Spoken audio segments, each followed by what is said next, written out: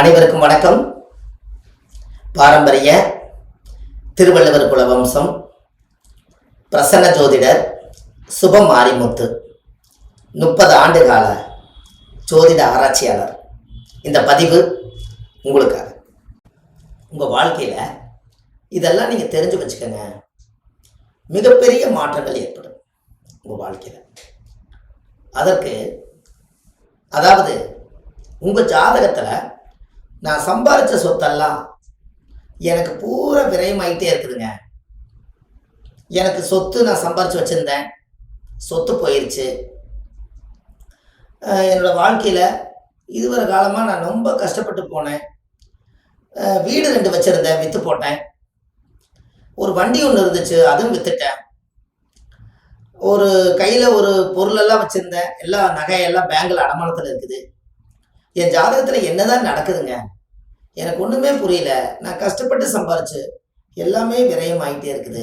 அப்படின்னா உங்கள் ஜாதகத்தில் விரய திசைகள் ஏதாவது நடந்தா, விரய திசைகள், விரயம்னா எத்தனாம் இடம்? 12ஆம் இடம். இந்த 12 கூடையவருடைய ஜாதகத்தில் எந்த திசையோ அந்த திசைகள் நடக்கும்போது விரயங்கள் அதிகமானாலோ, இல்லை திசை நடக்காமல் விரைய சொத்துக்களே விரயமாயிட்டு இருந்தாலோ, அந்த ஜாதகத்தில் விரய திசையே நடக்கலை, ஆனால் என்னமோ காரணம் சொத்தெல்லாம் விரயமாகுதுங்க அப்படின்னு உங்களுக்கு ஏதாவது இருந்துச்சுன்னா, அதுக்கு ஒரு பரிகாரம் உங்களுக்கு நான் எடுத்து வச்சுருக்கேன். எங்கே எடுத்து வச்சுருக்கேன்? என் மனசுக்குள்ளே வச்சுருக்கேன். அதை இன்னைக்கு உங்களுக்கு கொடுக்க போகிறேன். இதை கண்டிப்பாக நீங்கள் செய்வீங்களா? இந்த விரய திசைகள் எல்லாம் நடந்தால் ஒரு நாளைக்கு நீங்கள் வாழ்க்கையில் திருச்செந்தூர் முருகன் கோயிலுக்கு போனீங்கன்னா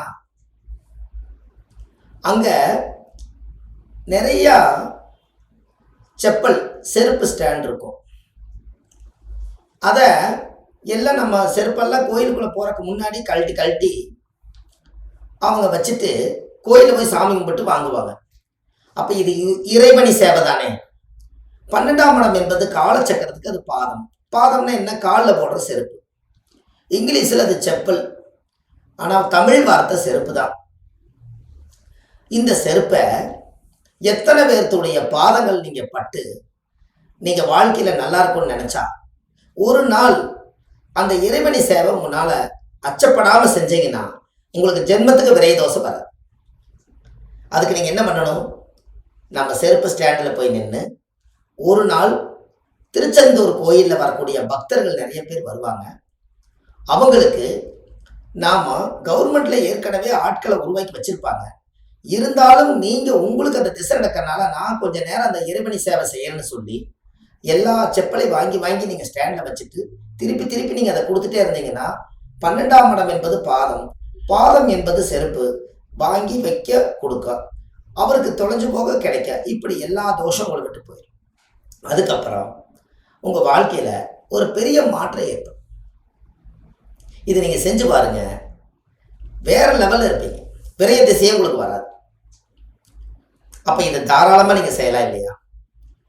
இது ஒன்று செஞ்சுட்டு வாங்க. இது ஏன் நீங்கள் திருச்செந்தூர் முருகன் கோயிலில் போய் செய்யுங்கன்னு சொன்னேன்? அங்கே எதிரிகளை அழித்து சூரசம்பாரத்தில் முருகர் வெற்றியானதுனால அந்த இடத்துல போய் நீங்கள் செய்யும் போது தான் உங்களுக்கு அது பவர் அதிகமாக கிடைக்கும். ஏன் அப்படின்னா, செவ்வாய் என்பது முருகன், காலச்சக்கரத்துக்கு மேச செவ்வாயோட வீடு தான். 12ஆம் இடம் தான் முருகன். அந்த 12ஆம் இடம், அந்த 12ஆம் அதிபதி பாதமாக இருக்கிறதுனால அதை நீங்கள் செஞ்சு பாருங்க. அதிலிருந்து உங்களுடைய வாழ்க்கை படிப்படியாக முன்னேறும். வாழ்க்கையில் நீங்கள் நல்லா இருப்பீங்க. இதை செஞ்சு பாருங்க, வேற லெவலில் நீங்கள் இருப்பீங்க. கண்டிப்பாக செய்யலாம் இல்லைங்களா? இதை செஞ்சுட்டு கடலில் குளிச்சுட்டு திருச்செந்தூர் முருகனை தரிசனம், செந்தில்நாதனை தரிசனம் பண்ணிட்டு 12 பேர்த்துக்கு தயிர் சாப்பாடு வாங்கி தானம் பண்ணிட்டு வாங்க. உங்கள் வாழ்க்கையில் நீங்கள் எப்படி இருக்கிறீங்கன்னு பாருங்க. உங்களுக்கு விரைய திசை வராது, இழந்ததெல்லாம் மீண்டும் திரும்பி வரும். அது ஏன் அப்படி? இங்கே பாருங்க, மேசம் என்பது செவ்வாயோட வீடு. அது ஏன் நான் உங்களுக்கு 12ஆம் இட பாதத்தை எடுத்து ஏன் திருச்செந்தூர் முருகனை எடுத்தேன்னா, அது மீனம் வந்து கடல் ராசி. அப்போ திருச்செந்தூர் முருகர் கோயில்ல செருப்பு ஸ்டாண்ட் வச்சிருக்கிறீங்க, அதுக்கு பின்னாடியே கடல். அதனால அது கடல். இதுக்கு பின்னாடியே இருக்குது கடல். இதனாலதான் இதை நம்ம எடுத்து இங்க வச்சோம். இப்போ உங்களுக்கு புரியுதுங்களா? அப்ப திருச்செந்தூர் முருகன் கோயில் போயிட்டு வாங்க. மற்ற கோயிலுக்கெல்லாம் அப்புறம் நான் பலன் நிறைய சொல்றேன். அங்க வந்து அந்த இடத்துல ஒரு பெரிய சக்தி இருக்கு. ஏன்னா எல்லா முருகருக்கு குருஸ்தலம் அது. அதனாலதான் மீனம் வந்து குருவோட வீடு. அதனாலதான் நீங்க அந்த கோயிலுக்கு போயிட்டு வாங்க. விரைய திசை நடக்கிறவங்க இதை பண்ணிட்டு வாங்க.